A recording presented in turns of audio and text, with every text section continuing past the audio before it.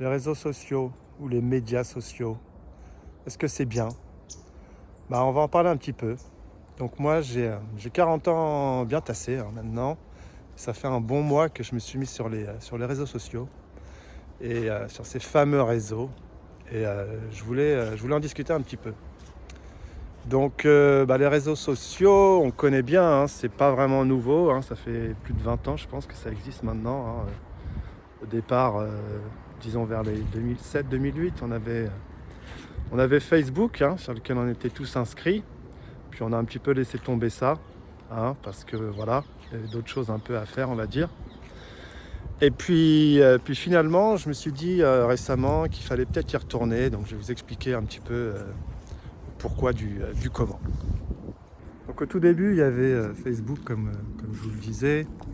Et après, l'utilisation que j'en avais des réseaux, ça se limitait plutôt à WhatsApp, les fameux groupes, le groupe de famille, le groupe d'amis, le groupe de collègues qu'on ne peut pas blairer du boulot, ce genre de choses. Et puis un petit peu, forcément, les gens sont passés un peu sur Instagram pour partager des photos, mais j'avais qu'une utilisation assez sporadique, on va dire, de ce réseau qui reste quand même une énorme vitrine, une grosse page publicitaire. Donc c'est vrai qu'au bout d'un moment, ça pouvait me lasser, on va dire, assez vite. Bon, je publiais des trucs, je faisais de la musique, donc j'essayais de publier mes musiques avec un intérêt très limité, comme vous pouvez vous en douter.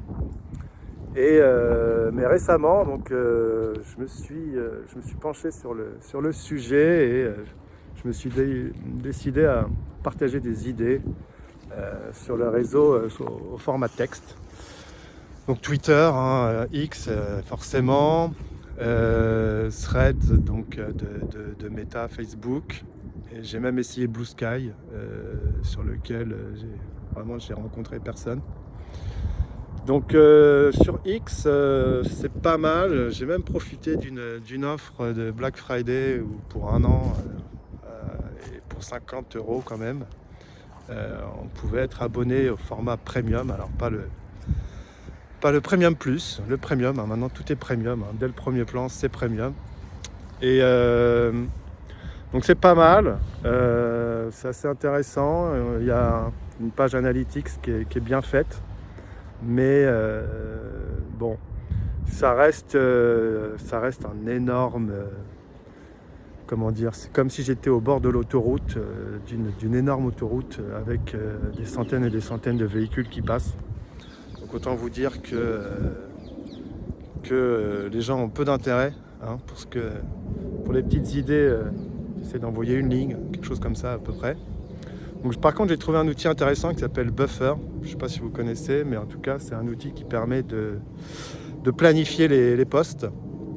Et donc, le samedi matin, je prévois 2 posts par jour, à peu près, ouais, c'est ça. Et on a le droit à 10 par plateforme. Donc, voilà, je prévois mes 10 posts de la semaine. Comme ça, je le fais en une fois, ça m'évite de passer aussi un peu trop de temps dessus. Et puis, je vais essayer de ne pas être trop en contre-jour.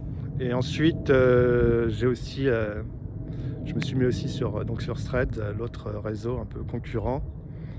Et là, je trouve que c'est un peu plus... C'est pas que c'est plus sympa, mais disons que, en fait, je poste quelque chose, les gens répondent. Et ça permet d'ouvrir la conversation, ce qui est plus sympa. Sur X, le souci c'est qu'il faut vraiment aller commenter les trucs des autres et c'est un petit peu, bon, c'est le jeu quoi. Voilà. Donc mon objectif j'ai pas de choses à vendre particulièrement. C'est un petit peu de voir comment ça fonctionne. Et donc voilà, le jeu c'est d'aller chercher un peu les gens là où ils sont, donc il faut poster, commenter sous les très grands comptes pour avoir un peu de visibilité, alors que sur Thread, voilà, je poste une petite idée, il y a quelques personnes qui répondent, ça permet d'ouvrir la conversation, discuter. Donc c'est un mode qui me convient mieux, ça dépend des gens. Et voilà, et s'il faut investir du temps sur X, si on a quelque chose à vendre, je peux comprendre qu'il soit nécessaire d'y passer du temps. Alors pourquoi il faudrait passer du temps sur ces réseaux? Ce sont des médias, c'est pour ça que maintenant je préfère le mot de médias sociaux, les médias, parce que c'est vraiment une source d'information très importante pour les gens en général. Maintenant, on peut s'informer sur les réseaux. Il y a beaucoup d'infos, il y a beaucoup de fake news, mais au final, quand on regarde, même les grands médias maintenant sont contrôlés par des grands groupes. Donc on peut toujours un peu remettre en question ces médias plus traditionnels. Donc au final, ça se passe beaucoup sur les réseaux sociaux. On parle beaucoup donc de médias citoyens, c'est-à-dire que voilà, les gens relaient les infos, mais forcément il manque ce côté, je dirais le métier de journaliste, si ça existe, c'est pas pour rien, mais ça ajoute quelque chose d'un peu de... C'est pas vraiment que c'est nouveau, parce qu'on peut comparer un peu à Mediapart, où je parle toujours des médias en ligne, c'est-à-dire que voilà, on s'abonne à une source d'information à laquelle on fait confiance, ou dont au moins on aime le contenu et la présentation. Et puis avec les réseaux sociaux, ça permet de faciliter ce genre de choses. Donc voilà, c'est pour ça que c'est important aussi d'y participer et de comprendre, et puis d'essayer de chercher des sources d'informations qui vont être intéressantes et beaucoup moins standardisées, ou je dirais préparées ou formatées que ce qu'on peut trouver sur les réseaux traditionnels, parce que les réseaux traditionnels maintenant, c'est quand même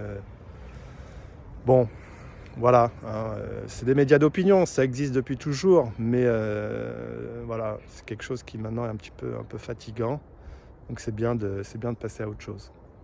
Donc j'ai essayé ces médias sociaux sous forme de texte, avec forcément en un mois très peu de réussite, très peu de traction, surtout sur Twitter, mais ça reste intéressant. Donc je poursuis, on va dire, l'expérience, et puis je vous en fais un peu profiter. Et comme je disais aussi, je disais ça dans un autre de mes articles, si vous regardez dans ma page, vous le trouverez très certainement, sur l'importance d'avoir une audience, que ce soit pour vendre quelque chose ou pour faire progresser sa carrière professionnelle. C'est important de savoir se constituer une audience. Puis, comme j'expliquais, surtout si les IA commencent à faire notre boulot, il faudra bien trouver un moyen de vendre ce qu'on sait faire, ce qu'on sait déjà faire, ou vendre ce qu'on a dans la tête en tout cas. Donc voilà, donc les médias, les réseaux sociaux format texte, parce que c'est quelque chose qui me correspond le plus.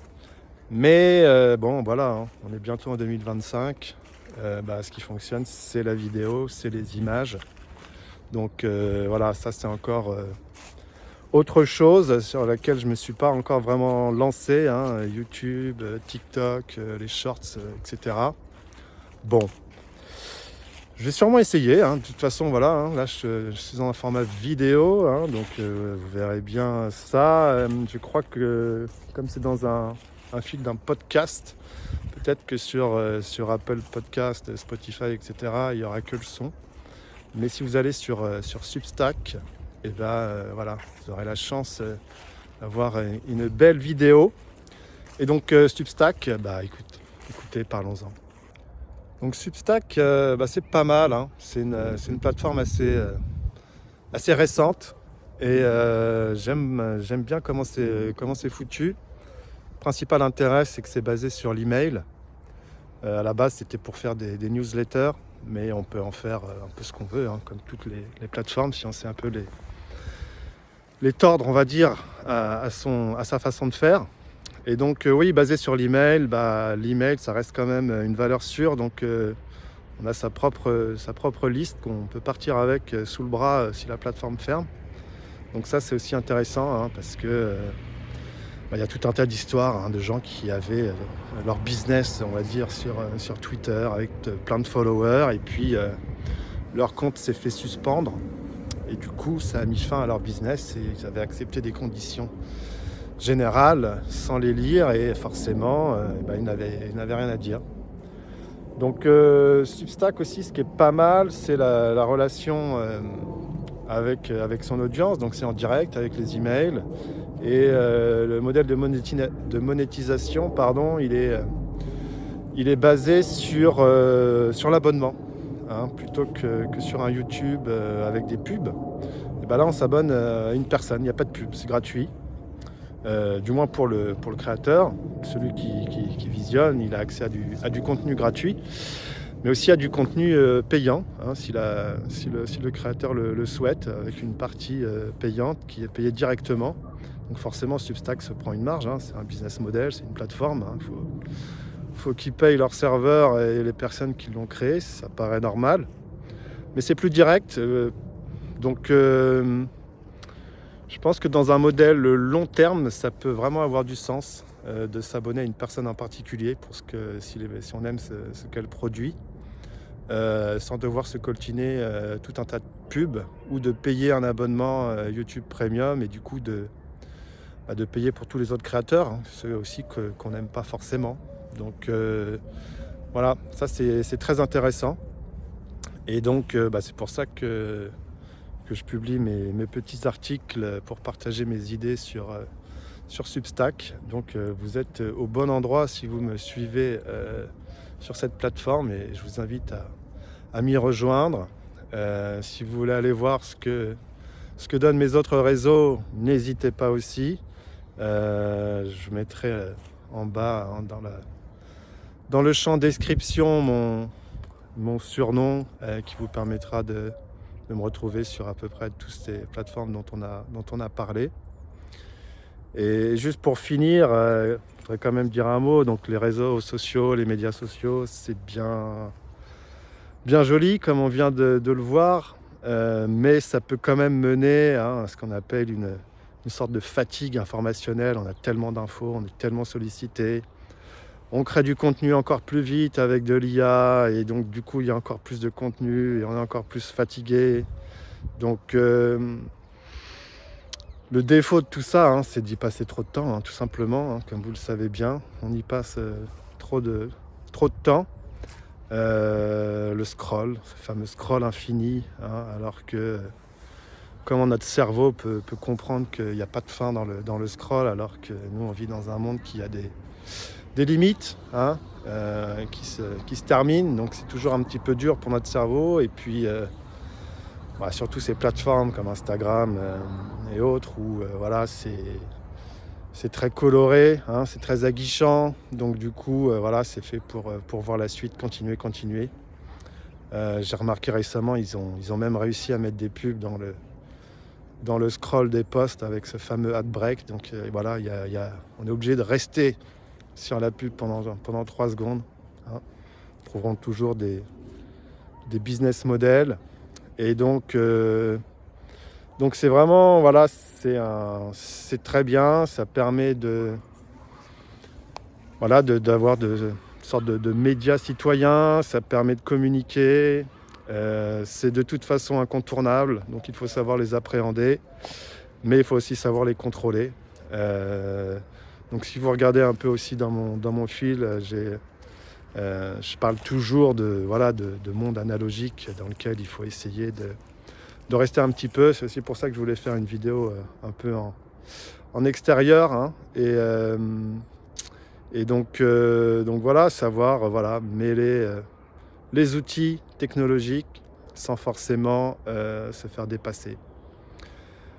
Au bout d'un mois, ce que je peux vous dire pour un vieux comme moi. Et puis je vais continuer un petit peu et puis à l'occasion je vous en reparlerai. À bientôt. Oui, et un dernier point quand même, j'oubliais, je ne suis pas encore très familier de tout ça, le fameux CTA. Abonnez-vous à ma newsletter, c'est gratuit. Donc laissez-moi votre email, j'essaierai d'en prendre soin et de lui envoyer pas trop souvent des contenus, je l'espère, de qualité intéressants pour vous. Voilà, hein, on essaye de parler haut, c'était le haut-parleur.